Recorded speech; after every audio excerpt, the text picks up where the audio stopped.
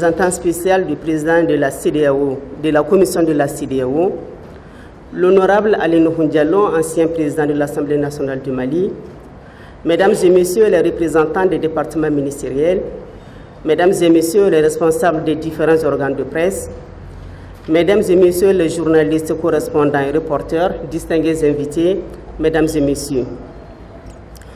Je voudrais, au nom du ministre de l'économie numérique, de l'information et de la communication empêchée, vous remercier de nous avoir associés à cet important événement qui vise à mieux nous faire appréhender le rôle crucial joué par la communauté économique des États de l'Afrique de l'Ouest CEDEAO dans le dénouement de la double crise politico-militaire que nous venons de traverser. Le thème choisi pour cet atelier, l'architecture de paix et de sécurité de la CEDEAO à l'épreuve de la crise malienne, accomplissement et leçons apprises, est pertinent et d'actualité au regard de nos efforts pour consolider la paix dans notre pays.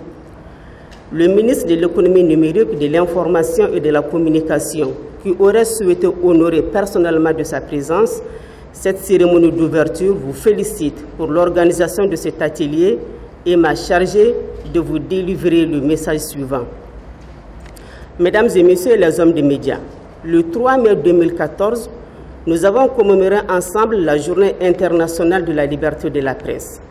Je voudrais, dans le prolongement de cette date, vous dire le merveilleux mais risqué métier que vous faites pour contribuer au changement positif d'un monde meilleur.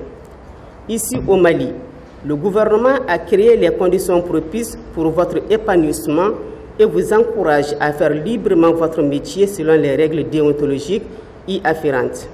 Votre présence ici à la Maison de la Presse, notre maison commune, n'est pas le fruit du hasard, car qui mieux que vous êtes habilité à mieux faire connaître la CEDEAO et ses initiatives aux populations maliennes à l'occasion de cet atelier sur l'architecture de paix et de sécurité de la CEDEAO à l'épreuve de la crise malienne, accomplissement et leçons apprises.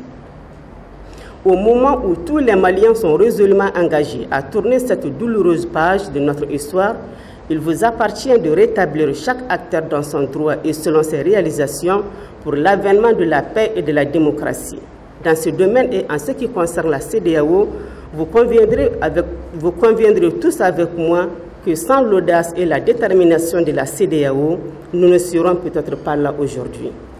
Monsieur l'ambassadeur représentant spécial du président de la commission de la CEDEAO, permettez-moi au nom des plus hautes autorités du Mali de profiter de l'occasion qui m'est offerte de rendre un vibrant hommage à la CEDEAO et à ses dirigeants pour leur leadership éclairé qui, aux premières heures de cette crise, se sont résolument et de manière désintéressée engagés aux côtés du peuple malien pour l'aider à recouvrer son intégrité territoriale et à restaurer l'ordre constitutionnel normal. À travers la CEDEAO, je voudrais saluer le travail remarquable que vous avez personnellement joué, M. Chiaka Touré, pour le dénouement heureux de cette crise. Merci, Excellence. Je voudrais également remercier tous les journalistes qui ont couvert cette crise et l'ont portée au-delà des frontières du Mali. Sans vous, le Mali n'aurait pas connu la mobilisation exemplaire de toute la communauté internationale. À cet égard, je voudrais encore une fois saluer la mémoire de Ghislaine Dupont et de Claude Verlon, assassinés parce qu'ils voulaient tout simplement informer de ce qui se passe au nord du Mali.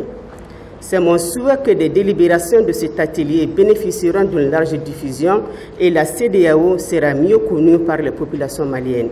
Je vous souhaite plein succès aux travaux de cet atelier. Je vous remercie.